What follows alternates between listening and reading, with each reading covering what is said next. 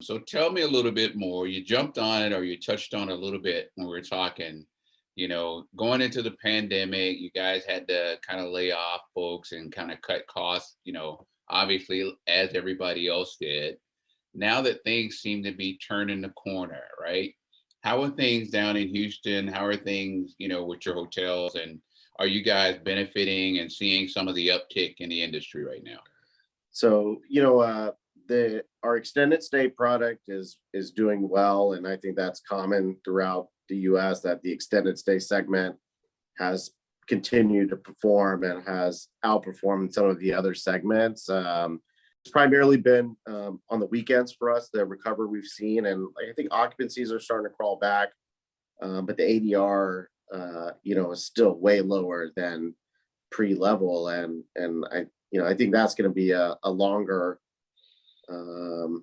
recovery on the ADR side, and that's where all the profit is, in the business is on the ADR. It's Mhm. further challenged by labor shortages and labor issues, and that's a real challenge, real problem. Now, some of the brands are finally starting to adopt this 5-day cleaning. Like Hilton just rolled out, or is going to be rolling out.